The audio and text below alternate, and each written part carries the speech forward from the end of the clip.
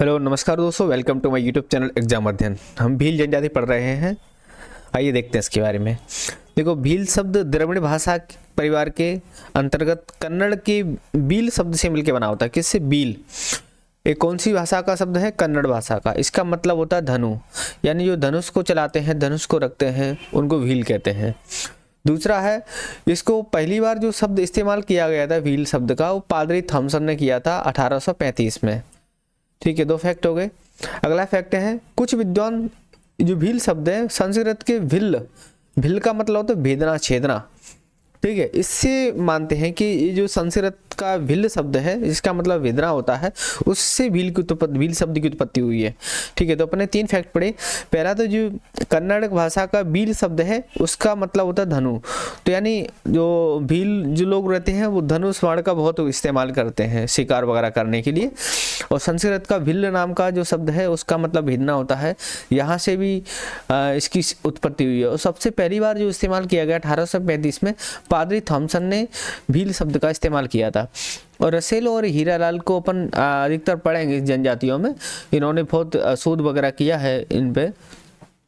तो ये भी बताते हैं कि 600 ईस्वी की समथिंग भील शब्द प्रयोग में लाया गया था। इससे पहले जो भीलों को पुलिंद एवं बनपुत्र भी कहा जाता है। हालांकि जो पुलिंद और बनपुत्र होते हैं वो सभी जनजातियों के लिए कॉमन शब्द होता है ना। ये जो भील होते हैं अपने आप को एकलव्य, अपन महाभारत में पढ़ते हैं एकलव्य के बारे में, जो इन्होंने अपना अंगूठा द्रोणाचार्य को डोनेट कर दिया था। ठीक है, जब इन्होंने इनको जो धनुर्विद्या देने से इनकार कर दिया था तो इन्होंने जो द्रोणाचार्य की मूर्ति बना करके उसको साक्षी बना करके इन्होंने प्रैक्टिस किया था। तो उन्हीं एकलव्य को ये अपना पूर्वज मानते हैं। साथ ही अपन ने जो रामायण काल में पढ़ते हैं तो सबरी के झूठे पैर, तो सबरी को भी ये अपना वंशज मानते हैं, सबरी से भी अपना वंशज को जोड़ते हैं। और साथ ही अपने लास्ट में पढ़ा था कि कोल वंश है, कोल लोग भी सबरी को अपना वंश से जोड़ते हैं, यानी कि कोल बोलते हैं कि हम सबरी के ही वंशज हैं। तो अपन ने कुछ चीज़ें पढ़ी। एक बार टॉलमी को और देख लेते हैं। टॉलमी के अकॉर्डिंग क्या कहते हैं? फ्लाइट और तीरंदाज कहा जाता है इनको, फ्लाइट और तीरंदाज।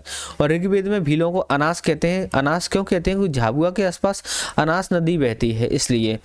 और भील शब्द का जिक्र सबसे पहले कथा सरित सागर नाम की पुस्तक है जिसको सोमदेव के द्वारा लिखा हुआ है।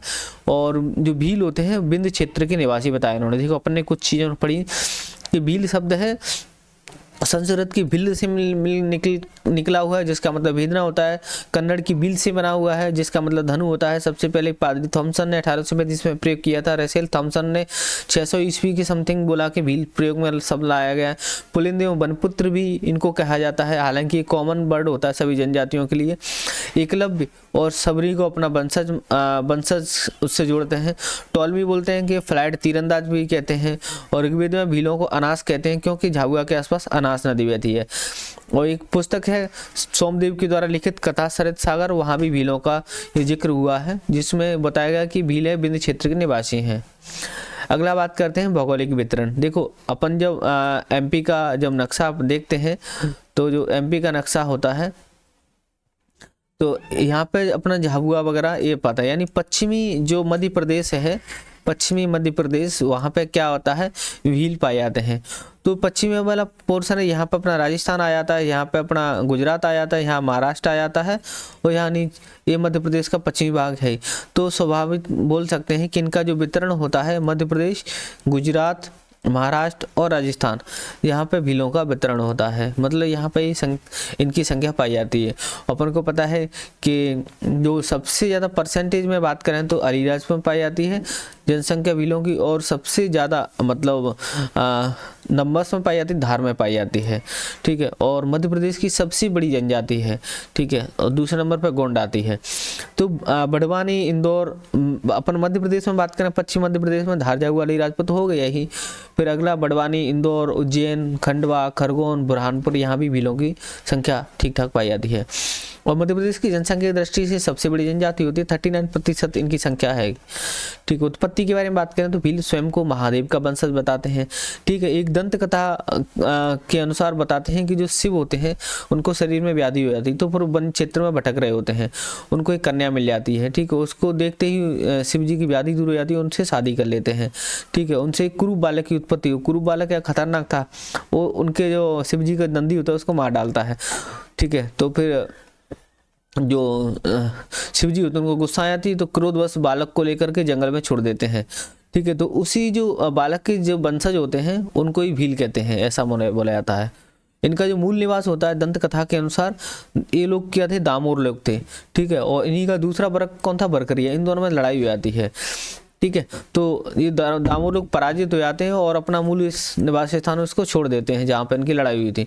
फिर ये कुशलगढ़ नाम का क्षेत्र होता है, कुशलगढ़ क्षेत्र का ढोलका नाम का जगह होती है राजस्थान में, वहाँ पर ये बस जाते हैं। ठीक है, तो मूल निवास स्थान इसका ढोल या ढोलवा या ढोलका होता है, कहाँ, कुशलगढ़ राजस्थान का। ठीक है, अगला बात करते हैं शारीरिक संरचना। एक कॉमन होती है मध्यम का ताम्रवर्णी, ठीक, इनका शरीर होता है, आंखें भूरी होती हैं, है ना, और नाक इनकी चपटी होती है। ठीक है, सुडौल शरीर होता है, और प्रोटो ऑस्ट्रेलिया प्रजाति के लिए हर्बर्ट रिजिले होते हैं जो इनको द्रविड़ मानते हैं, है ना। और उनके पितृसत्तात्मक सामाजिक व्यवस्था में बात करें तो पितृसत्तात्मक, है ना, उपजातियों के बारे में बात करेंगे, अन्य वर्ग के बारे में, गोत्र व्यवस्था, विवाह, रहन सहन, वस्त्र, आभूषण, इनके सब के बारे में। तो पितृसत्तात्मक का सीधा मतलब रहता है कि वहाँ का जो समाज की जो पहचान होती है एक पुरुष के तौर पर होती है, यानी जो उसका मुखिया होता है, दादा परदादा, ठीक है, पिताजी, भाई, ये होते हैं, तो उनको क्या कहते हैं अपन, पितृसत्तात्मक कहते हैं। ठीक है, भीलों का समाज पितृसत्ता मतलब यहाँ पर संयुक्त परिवार होता है, जहाँ पर कि मतलब सभी लोग आपस में मिलजुल कर रहते हैं, चाचा ताऊ, दादा दादी, उनके चाचा के लड़के, कजन वगैरह सब लोग साथ में रहते हैं, उनको संयुक्त परिवार कहते हैं। तो यहाँ पर जो इनकी जो व्यवस्था पाई जाती है वो किस टाइप से रहती है इनकी,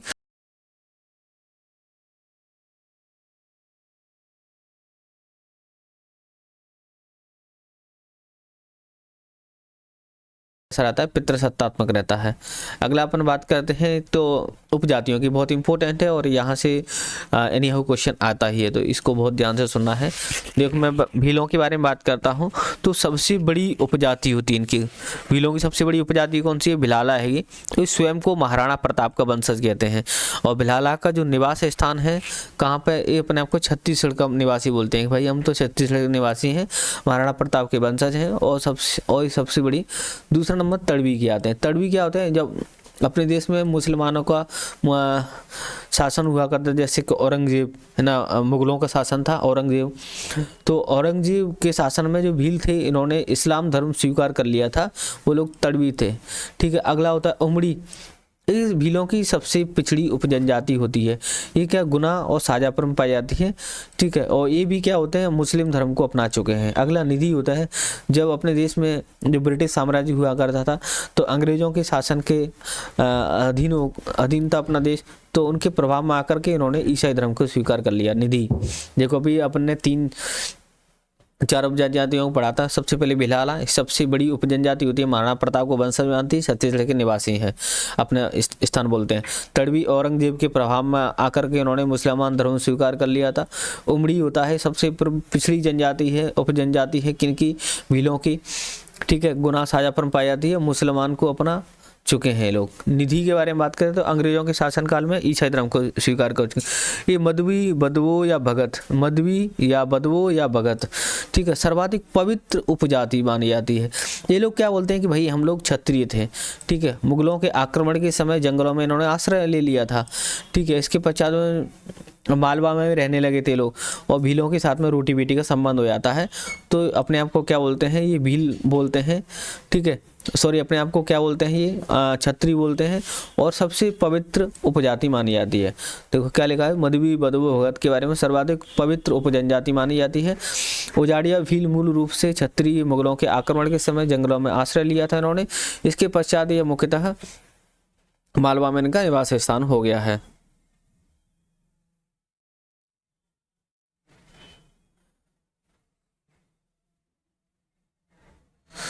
ठीक है, अगला अपन पढ़ते हैं अन्य जनजातियों के बारे में बात करें। ऐसे अपन ने भील पढ़ी लिया, भीली, इसके भिलाला, बरेला, रथियास, ठीक है, और बैगास, उजाड़िया, उजालिया, लंगोट, राठ और पटेलिया, ये इंपॉर्टेंट है, ठीक है। इनके बारे में क्या क्या देखा अपन ने इनके बारे में, देखो इनकी उपजनजातियों सबसे पहले अपन ने भिलाला पढ़ी थी, सबसे बड़ी जनजाति थी, ठीक है। उसके बाद में तड़वी पढ़ी थी, उमड़ी पढ़ी थी, निधि पढ़ी थी, मधवी, बदवो, भगत, भीली, भिलाला, बरेला, रथियास, बैगास। देखो बैगा अलग होती है, लेकिन बैगास यदि शब्द जुड़ जाता है, स जुड़ जाता है तो ये भीलों की उपजनजाति हो जाती है, ठीक है। अगला इन्होंने देखो उजालिया, उजाड़िया, ठीक है, और लंगोट हो गई, राठ और पटेलिया, ठीक है। लंगोट जो रहते हैं निमाड़ वाले क्षेत्र में रहते हैं, लंगोट कहते हैं उनको। अगला बात अन्य वर्गों के बारे में बात करते हैं जो कि बहुत इंपॉर्टेंट होता है, जैसे कि पटेल। पटेल गांव का मुखिया होता है, man head of the village होता है, कौन पटेल होता है। डाहला के बारे में बात करें तो गांव का जो चौकीदार होता है, ठीक है, भील पंचायत के जो वृद्ध लोग होते हैं, इसकी नियुक्ति पटेल या तड़वी करता है। यह गाँव का संदेश भाग होता है, जो मैसेंजर टाइप का रहता है, चौकीदार बेलुआ देव आदमी होता है, बाद से क्या कहते हैं, डहला कहते हैं। देखो पटेल क्या हो गया, गांव का मुखिया हो गया, डहला क्या होगा, चौकीदार होता है जो कि संदेश का कार्य करता है। जो पर्व त्योहार वगैरह होते हैं, ठीक है, उसको मनाने की तिथि पटेल या तड़वी के द्वारा निश्चित करने के बाद एक गांव में डोंडी पीट करके सूचना देता है, मतलब सूचना देने वाला जो काम करता है, चौकीदारी का काम करता है, डहला करता है। पुजारो नाम से पता लग रहा है कि शादी विवाह के अवसर पर पूजा पाठ संपन्न कराना होता है। ये पद कैसा रहता है, वंशानुगत रहता है, ठीक है, धार्मिक स्थलों का रख रखाव करता है। बड़वा मतलब वैद्य या तांत्रिक होता है, डॉक्टर होता है एक टाइप से, ठीक है, जो कि बीमार होने पर औषधियाँ या मृत आत्मा जो चुड़ैल वगैरह होती है, डायन वगैरह होती है, उनसे परेशान होने पर बड़वा ही इलाज करता है। गायक इसका बड़वा का, देखो एक टाइप से बोल सकते हैं जो पटेल का हेल्पर कौन हो गया, डहला हो गया, जो कि भाई इसकी सूचना वगैरह देता है कुछ। और जो पुजारो तो एक शादी विवाह के टाइम पर रहता है, बड़वा वेद तंत्र होता है, और इसका जो हेल्पर होता है, हेल्प करने वाला बड़वा का गायक होता है, जो कि मतलब ऐसे ढोल वगैरह बजाता है, गाने वगैरह गाता है, ताकि उसको देव भरा है, किसको, बड़वा को, तो देवी देवताओं की गाथा वगैरह गाता है, ठीक है।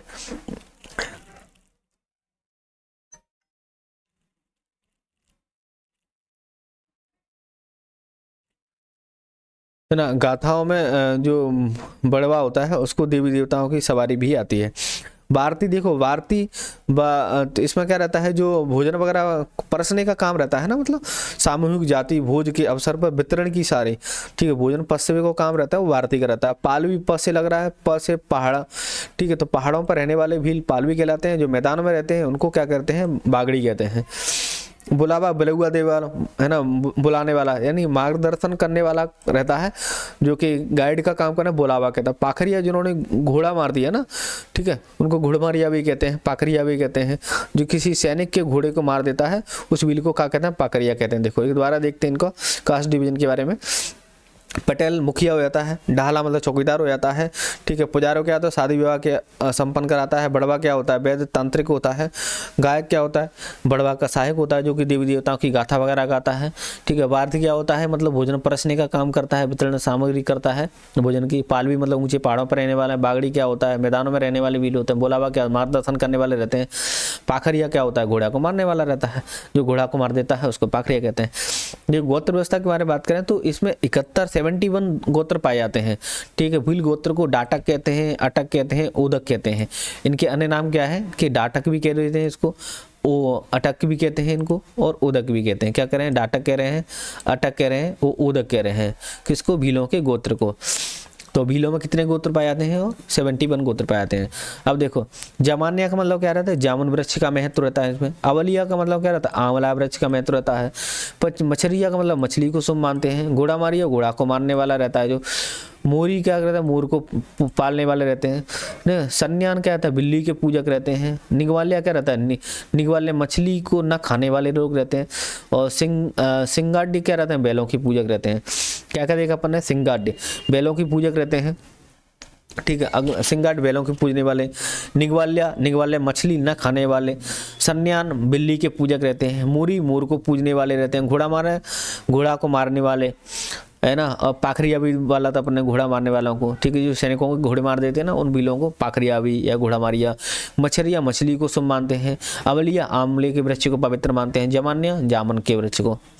अगला आवास। देखो जो भीलों का सामान्यतः पहाड़ियों टेकरियों पर इनका निवास रहता है, ठीक है, वहीं पर झोंपड़ी बना लेते हैं, वहीं पर रहते हैं, ठीक है। और जो झोंपड़ियाँ रहती हैं उनके मकान, झोंपड़ियों या मकान को क्या कहते हैं अपन, जो उनको कहते हैं कू कहते हैं, इंपॉर्टेंट है, ठीक है। देखो सिंपल से क्या, पहाड़ियाँ वगैरह रहती हैं वहाँ पे झोंपड़ी डाल लेते हैं, उस झोंपड़ियों को, घरों को क्या कहते हैं, कू कहते हैं। अब 2-4 घर बन गए अपने, ठीक है, तो 4-5 झोंपड़ियाँ बन गई, 2-4 कू बन गए, तो उनको फाल्या कहते हैं।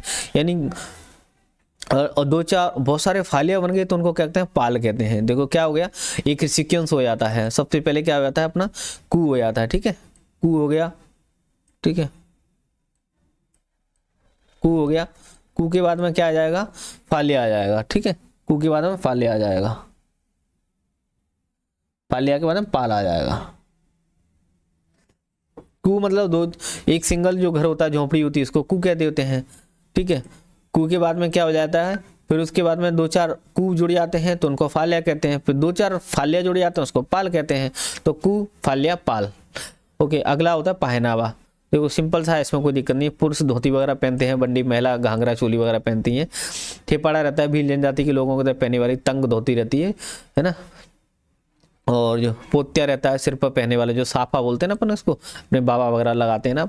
और प्रिया रहता है, विवाह के अवसर दुल्हन द्वारा पहने जाने वाला पीले रंग का जो लहंगा होता है उसको प्रिया कहते हैं। सिंदूरी लाल रंग की साड़ी रहती है। खोयोती मतलब कमर पर बांधे जाने वाला लंगोटा होता है। कच्छा वो मतलब महिलाओं के घुटनों तक जो घाघरा होता है। फालू मतलब कमर का अंगोछा होता है, ज़्यादा इंपॉर्टेंट नहीं है। अगला भोजन के बारे में देखो, इंपॉर्टेंट है। देखो जो कि भीलों का मुख्य भोजन क्या होता है, राबड़ी होता है, इंपॉर्टेंट है, ठीक है, जो क्या मक्के से बनता है, ठीक है। भीलों का मुख्य भोजन क्या होता है, राबड़ी होता है, जो मक्के से बनता है। उजुड़ी के बारे में बात करें, देखो अनावृष्टि हो जाती है जब ऐसे बारिश नहीं हो रही है, तो उस टाइम पे क्या होता है कि बारिश के जब अनावृष्टि के दिनों में एक दिन निश्चित करके गांव के बाहर जा करके सामूहिक भोजन करते हैं। अपने आप ही जनरली होता है, मतलब ठीक है। जब बारिश नहीं हो रही है तो उसकी मतलब एक आराधना हेतु ये काम किया जाता है। गांव के बाहर जा करके सब लोग गांव बाहरी रोटी खाते हैं, मतलब ठीक है, उसको उजोड़ी कहते हैं। इनका पेय पदार्थ मांद होता है। 3 अपन ने यहाँ पे बातें करी हैं अपन ने कि भीलों का मुख्य भोजन क्या होता है, राबड़ी होता है जो कि मक्के से बनता है, ठीक है। उनका पेय क्या होता है, मांद होता है। एक उजड़ी होती है। उजड़ी का मतलब अनावृष्टि के दिनों में सभी लोग गाँव से बाहर जा करके सामूहिक रूप से भोजन करते हैं।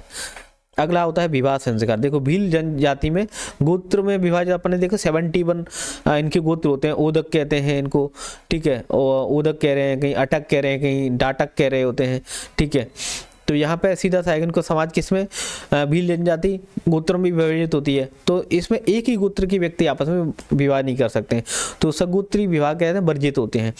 विवाह के समय वधू का मूल्य चुकाना जरूरी होता है, ठीक है, जिसको अपन दापा कह रहे हैं। दापा सीधा सा का मतलब ऐसे मान लो किसी लड़की से शादी करना होता है तो उसको लड़की को दहेज देते हैं, ठीक है, तो उसको दापा कहते हैं। तो विवाह के समय वधू मूल्य चुकाना होता है, उसको दापा यानी दापा देना जरूरी होता है। और भील और राजपूतों के जो वैवाहिक संबंधों से भिलाला जनजाति अपन ने देखा था कि भिलाला अपने आप को राजपूत कहते हैं, महाराणा प्रताप का वंशज कहते हैं, और सबसे बड़ी उपजनजाति होती है इनकी, ठीक है। छत्तीसगढ़ को मूल निवास बोलते हैं। तो भील और राजपूतों के वैवाहिक संबंध से भिलाला जनजाति बननी है। और कन्यादान होने के बाद वधू को गांव के लोग और सगे संबंधी रुपया और जेवर वगैरह देते हैं। क्या बोला, कन्यादान हो जाता है तो ऐसे अपने मुख दिखराव नहीं होता ना, उस टाइम पे जो पैसा वगैरह देते हैं। तो ऐसे ही इनमें सिस्टम होता है कि कन्यादान होने के बाद में जो वधू को गांव के जो लोग रहते हैं वो क्या होता है, उनको पैसा वगैरह देते हैं वधू को, ठीक है।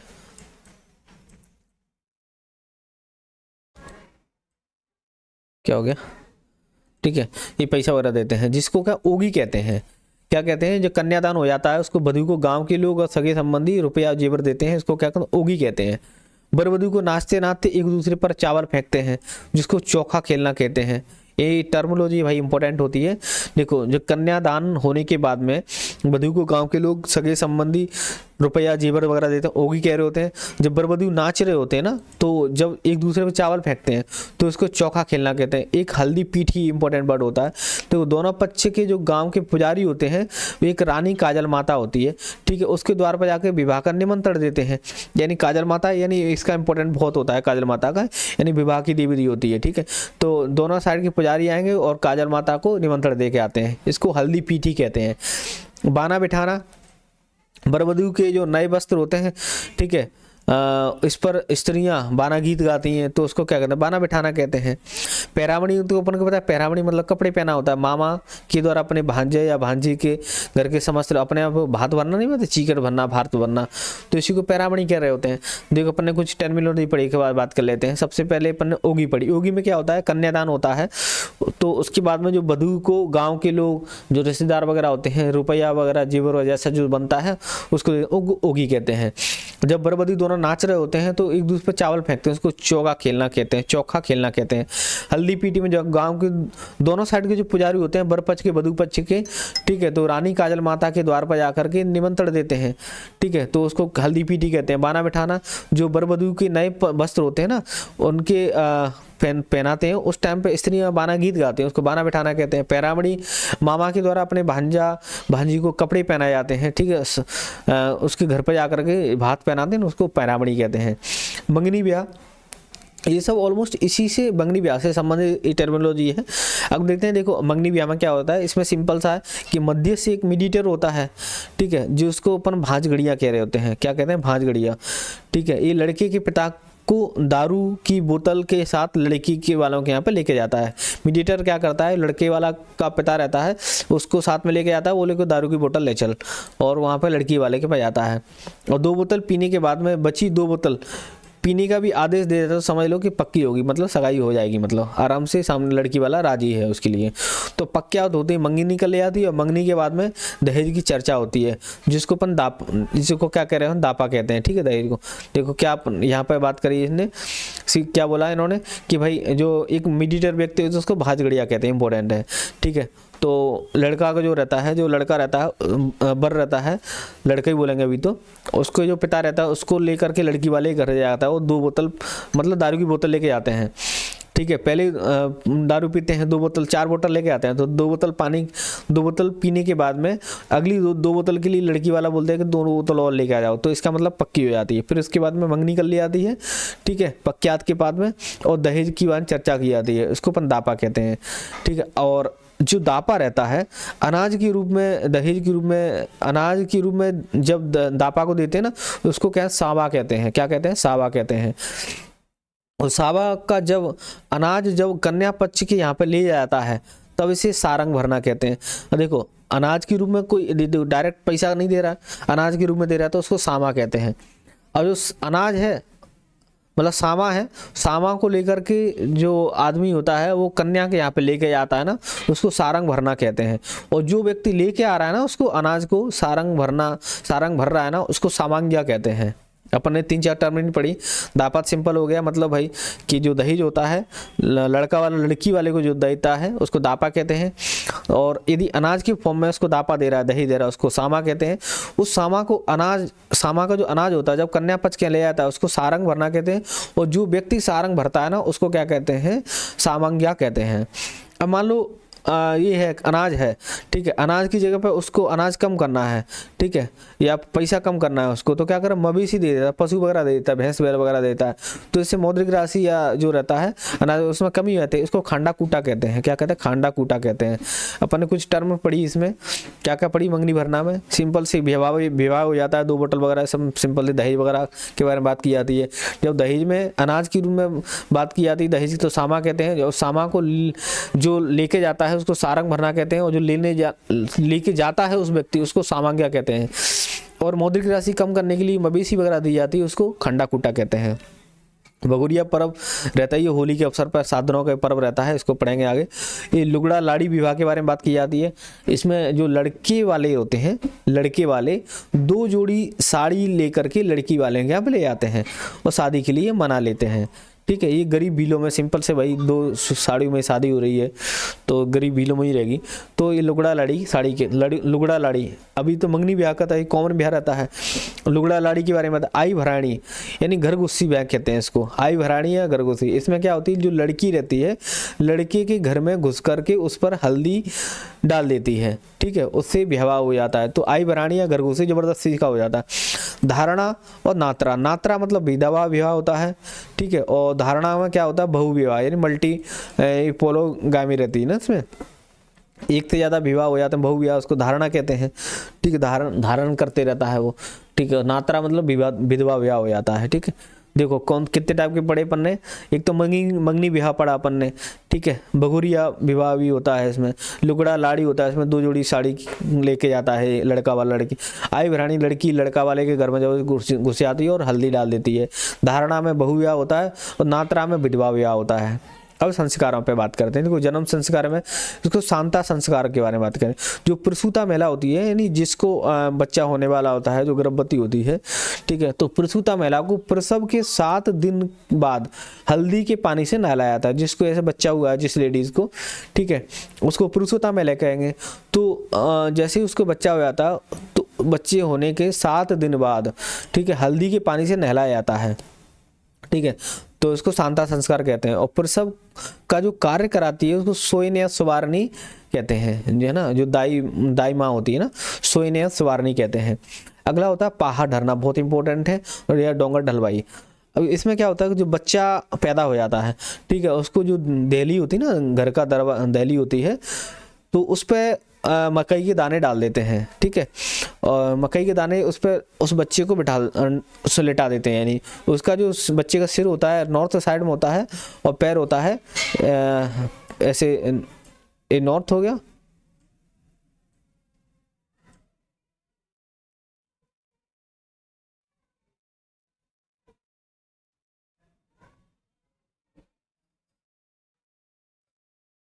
दहलीज या पर मकनी वगैरह डाल देते हैं और सिर उत्तर दक्षिण में कर देते हैं। सिर को उत्तर में, पैर दक्षिण में करते हैं। उसकी हलचल पर निगरानी की जाती है। यदि वो पलट जाता है तो उसको शुभ माना जाता है, सीधी सीधी।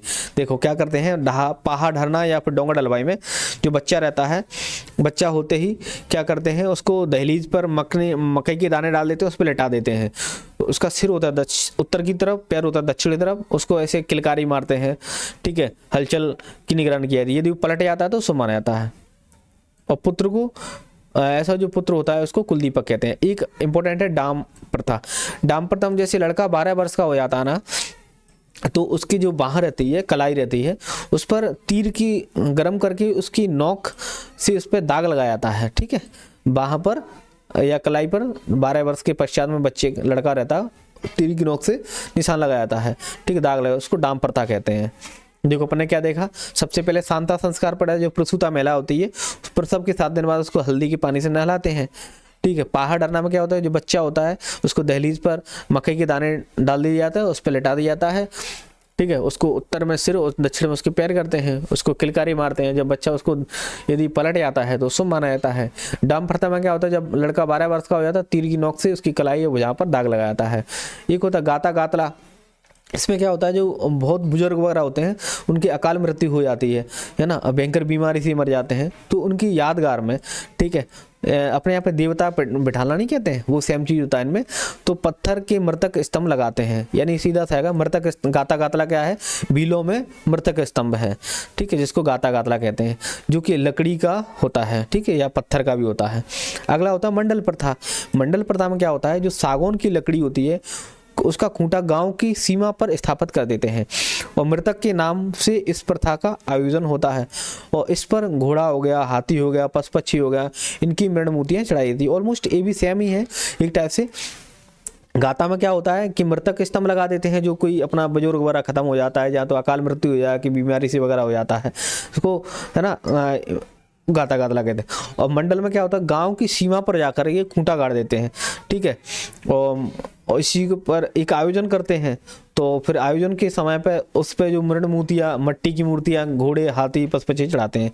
एक टिया में क्या रहता है कि मृतक के तीसरे दिन, ठीक है, राख इकट्ठी करते हैं। ठीक है, और फिर उसके बाद में मतलब सीधा सा मृत्यु भोज होता है एक टाइप से टिया ना। ब्रिहा में क्या रहता है कि मृत्यु संस्कार होता है टाइप से। तो इसमें जो जब इसको अर्थी को लेके जा रहे होते हैं तो मृतक के साथ उनकी महिला वगैरह भी सब जाती हैं, लेकिन एक निश्चित स्थान पर उनकी महिला क्या रुक जाती हैं।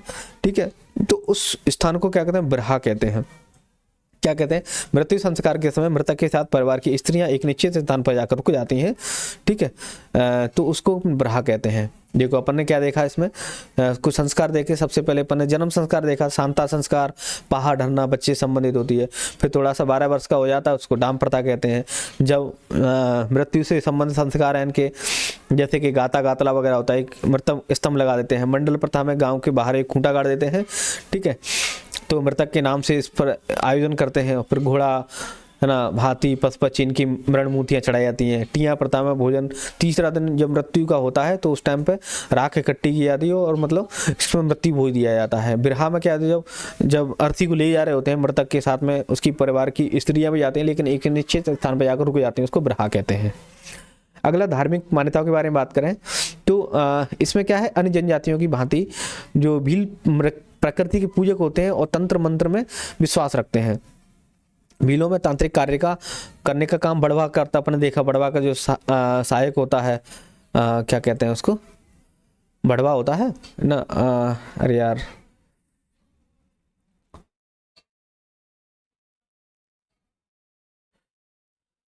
गायक होता है, सॉरी, है ना, बड़वा कैसे यहाँ पे देखा ना अपन ने, पुजारी होता है, ढाल होता है, पुजारो, ठीक है, पटेल, और गायक भारती, पालवी ना, बागड़ी, बुलावा, पाखरिया। तो यहाँ पर अपन देख रहे थे, क्या देख रहे थे कि ये जो रहता है कि प्रकृति पूजक रहते हैं। भीलों में तांत्रिक बड़वा होता है, इसका जो सहायक होता है, इसको अपन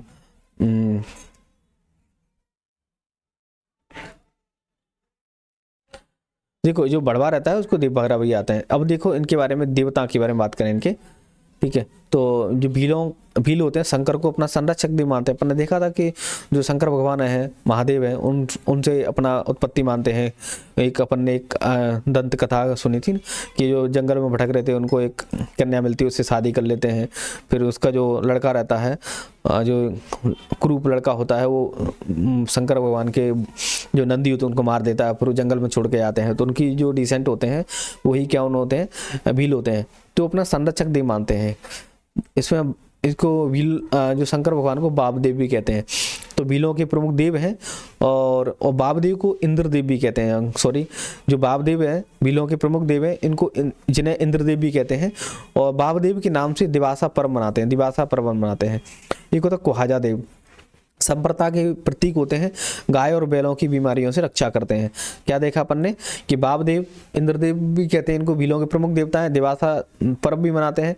कुहाजा देव संपन्नता के प्रतीक है ना, गाय और बैलों की बीमारी से रक्षा करते हैं। गलदेव नरसिंह भगवान की पूजा की जाती है, इसमें मनोकामना के लिए पूजा करते हैं, है ना। गल पर्व भी मनाते हैं इस अवसर पर, ठीक है। आगे पर्व भी देखेंगे तो गलदेव के नाम से भगवान की जब पूजा की तो गल पर्व मनाते हैं, ठीक है। और जब इंद्रदेव की पूजा करते हैं दिवासा पर्व भी मनाते हैं, ठीक है। और कुहाजा देव तो इसमें संपन्नता के प्रतीक हैं और बैलों की बीमारी से रक्षा करते हैं, ठीक है।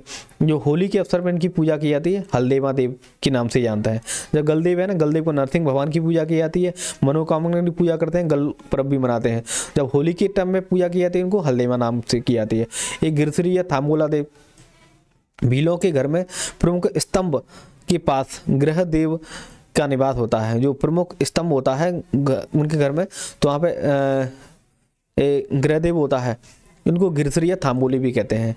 देसी भावर के बारे में बात करें तो भावर गोत्री जो भील होते हैं उनका संरक्षक होता है, जो संकट के समय इनका साथ देता है। सामन माता या मलिया बाबा, ठीक है, कृषि एवं वन उपजों से संबंधित जो देवता होते हैं, कृषि एवं वन उपजों की जो रक्षा करते हैं, ठीक है। इनकी स्थापना खेत में करते हैं, सामर माता की, मलिया बाबा की, ठीक है। भैरू बाबा शक्ति के प्रतीक या युद्ध के देवता होते हैं।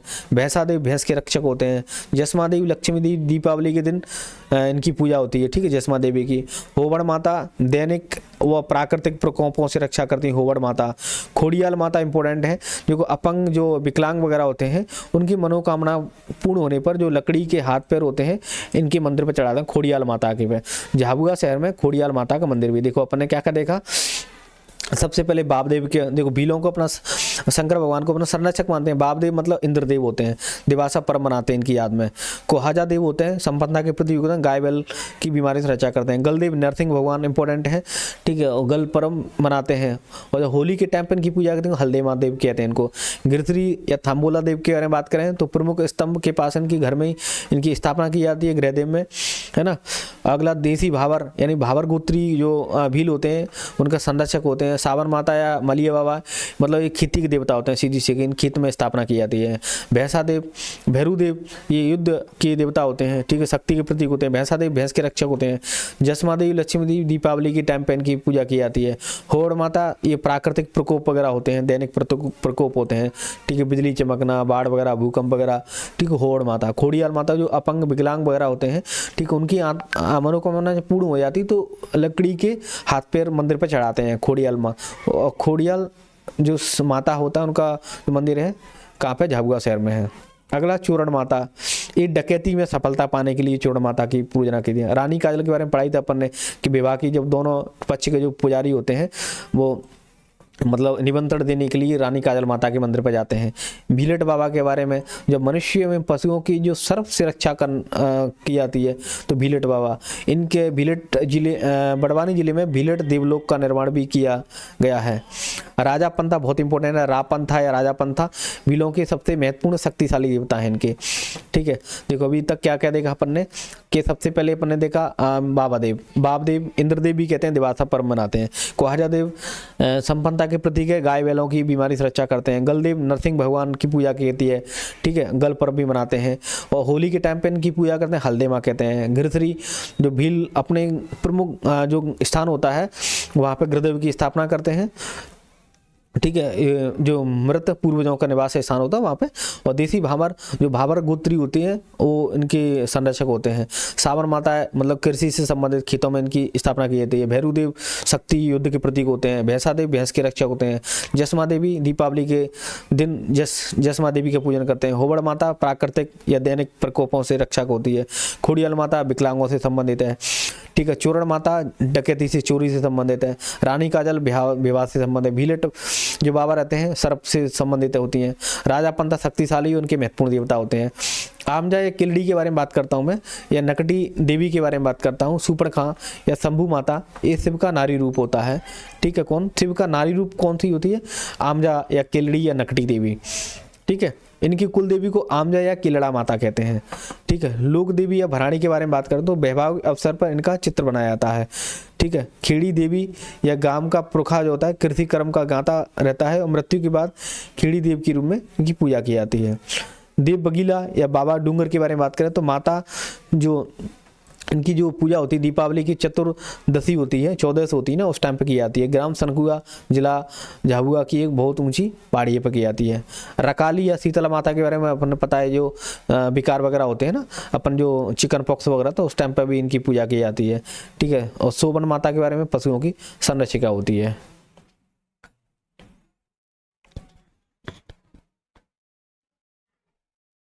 अगला मैं बात करता हूँ ढाबा के बारे में, ठीक है।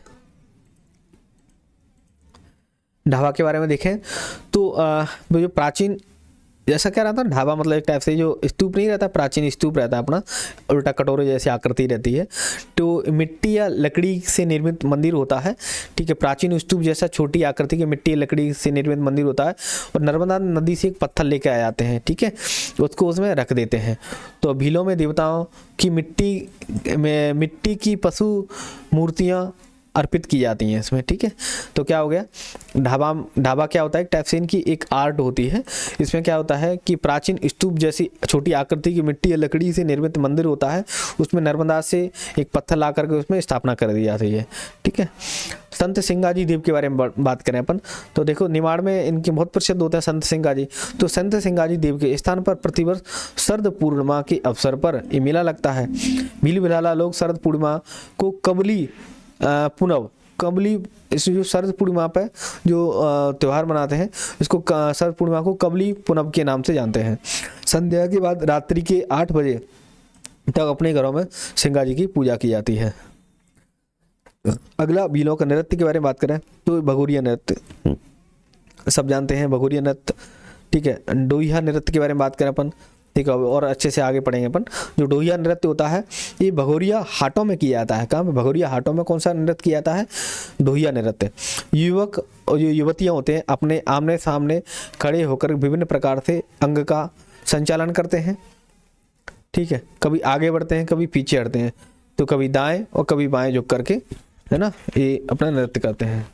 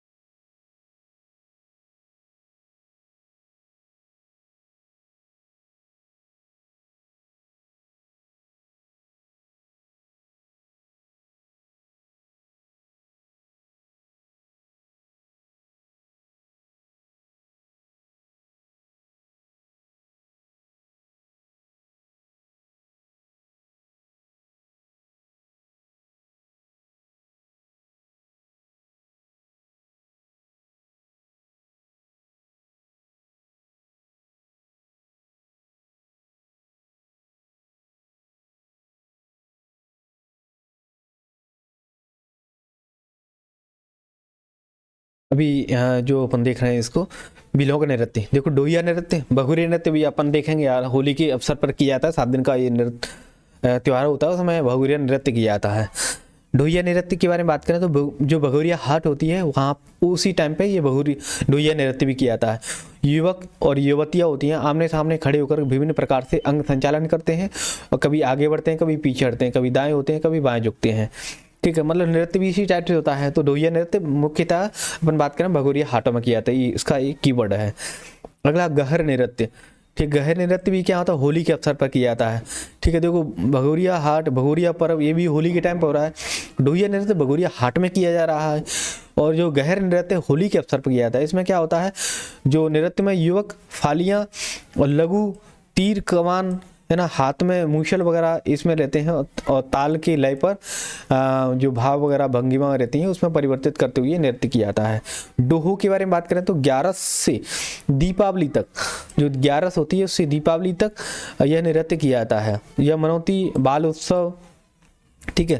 डोहो एक मिट्टी की छोटी मटकी रहती है जिसमें जो चहू और चारों ओर छिद्र होते हैं, ऐसे अपन टेसू झंझी नहीं होती है उस टाइप से ये होता है, ठीक है। चहू और चारों ओर मतलब छिद्र होते हैं और अंदर एक दीपक जलता रहता है, झंझी होती है ना, ढेड़ी, उसमें ये रहता है चीज़ें। आखिरी दिन डोहो का देव स्थान पर छोड़ते हैं उसको, ठीक है। देखो अपन ने क्या देखा, डोहो में क्या होता है? 11 से दीपावली तक किया जाता है जो मनौती बाल उत्सव से संबंधित है। इसमें जो मटकी रहती है, ठीक है, एक मटकी में उसमें छिद्र कर लेते हैं छोटे छोटे और अंदर दीपक रख लेते हैं, ठीक है। तो अपन ने क्या देखा? एक तो भगोरिया देखा, डोहिया देखा। भगोरिया, ठीक है, होली के अवसर पर होता है। डोहिया भी भगोरिया हाटों में किया जाता है। गहर नृत्य होली के अवसर पर किया जाता है। डोहो में क्या होता है? 11 से दीपावली तक होता है। इसमें एक बाल उत्सव होता है, ठीक है, बच्चे वगैरह करते हैं और मिट्टी की एक छोटी मटकी लेते हैं, उसमें छिद्र कर लेते हैं, उसमें अंदर दीपक रख लेते हैं। आखिरी दिन डोहो को देव स्थान पर छोड़ देते हैं। लंगूटी नृत्य, इसमें ये भी भीलों का नृत्य है। वीर बाल्या के बारे में बात करें, एक धार्मिक नृत्य होता है, ठीक है, जो सावन जो का महीना होता है और नवरात्रि में बड़वा के द्वारा ये किया जाता है। गायक ढाक और कॉमेडी होती है ना, उसके स्वरों पर लंबी लंबी धार्मिक गाता है। गायक का काम ही रहता है, ठीक है, जो बड़वा को सपोर्ट करता है टाइप से, ताकि उसके अंदर देव भार आए। भड़म नृत्य ये भारिया जनजाति का पारंपरिक नृत्य होता है। ठीक है, अगला विवाह के अवसर पर ढोल झांझ टिमकी के साथ में ये किया जाता है। नृत्य खुशी और उल्लास का इजहार किया जाता है। अन्य नाम इसके गुन्नू शाही, भड़नी या भरनौती होता है।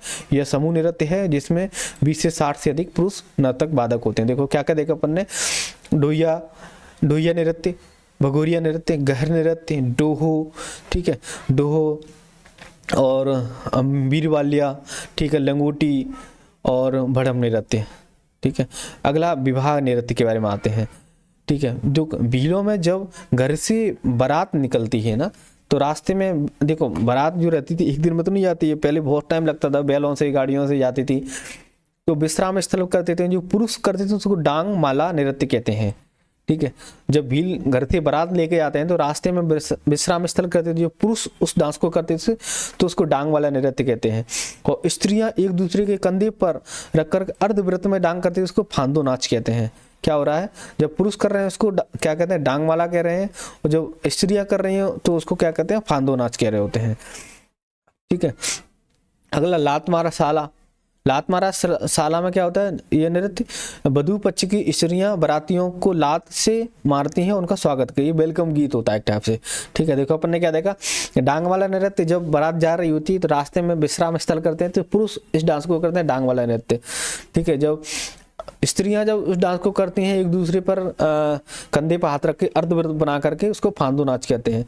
जब जो बारात लड़की के घर पर पहुंच जाती है तो उनको स्वागत करते हुए लात देती हैं बारातियों में, जो वहाँ की जो वधू पक्ष की महिला उसको लात मार साला कहते हैं। एक फरकड़ी साला होता है। फरकड़ी साला में क्या होता है कि वर वधू पक्ष के जो स्त्री पुरुष होते हैं एक दूसरे से मिलते हैं, भेंट गोल गोल घूमते हैं, एक दूसरे को क्रॉस करते हैं, ये होता है फरकड़ी। एक पाख्यो नृत्य होता है। पाख्यो नृत्य में क्या होता है, लगन होने के बाद में रात्रि में वर वधू पक्ष की स्त्रियां होती हैं सामूहिक रूप से एक दूसरे के गले में हाथ डाल करके एक दूसरे को चिढ़ाती हैं और पाख्या नृत्य करती हैं। ठीक है,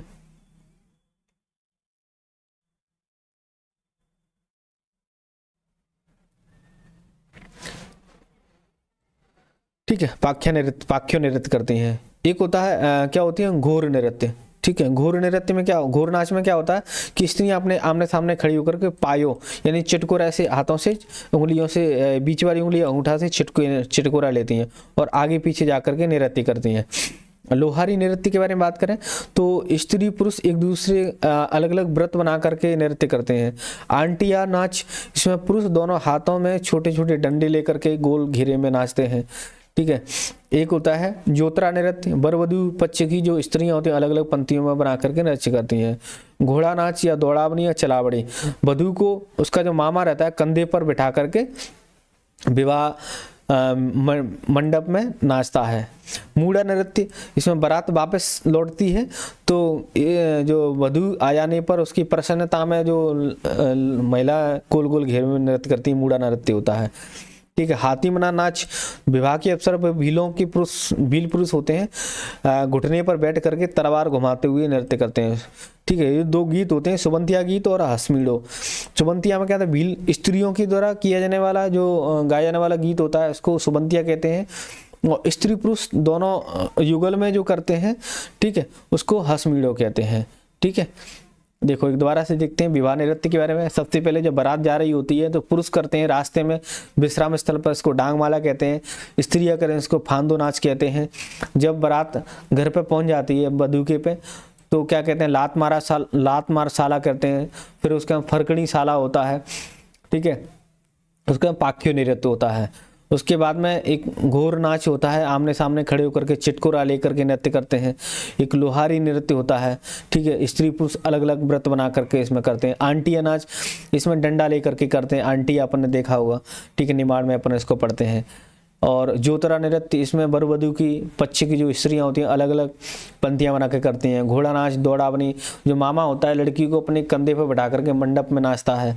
मूड़ा नृत्य क्या होता है, जब बारात वापस लौट जाती है तो जो वधू के लिए ये उत्सव में मतलब झूमते हुए खुशी में ये गीत का नृत्य करते हैं। हाथी मना, जो विवाह जो पुरुष रहते हैं भीलों के, ठीक है, विवाह के अवसर पर जो तलवार घुमाते हुए नृत्य करते हैं तो इसको हाथी मना कहते हैं। कौन कौन से देखे अपन ने, डांग माला, फांदो नाच, ठीक है, और लात मार थाला, फरकड़ी थाला, ठीक है, पाख्यो नाच होता है, एक घोर नाच होता है, लोहारी होता है, आंटी या डंडा से करते हैं, जोतरा अलग अलग पंक्तियां बना करके करते हैं, घोड़ा नाच जो मामा रहता है कंधे पर बैठा लेता है, वधू को मंडप में करता है, मूड़ा नाच जब जो वधू होती है जब लड़के के घर पहुंच जाती है उस टाइम पर करते हैं।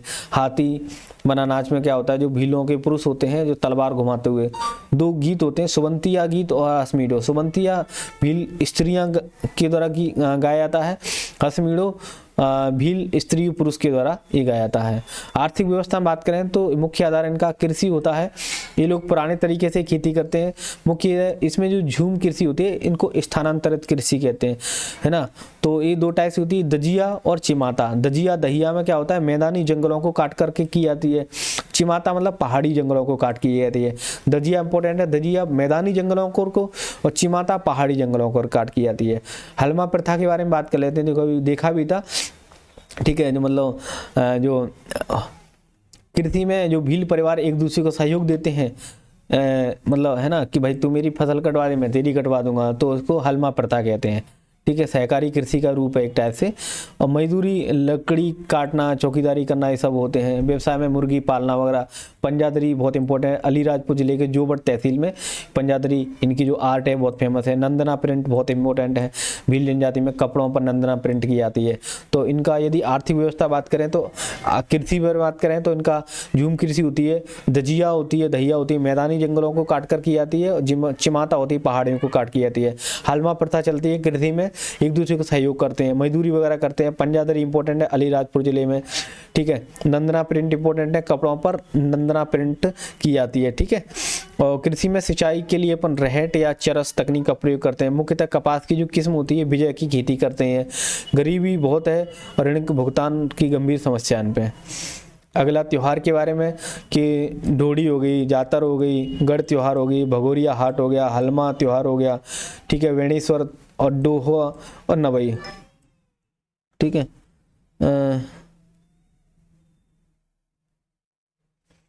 तो ये सब चीज़ हो जाती हैं। ये थोड़ा सा और बचता है, इसको अपन बाद में देख लेंगे। थैंक यू, जय हिंद, जय भारत।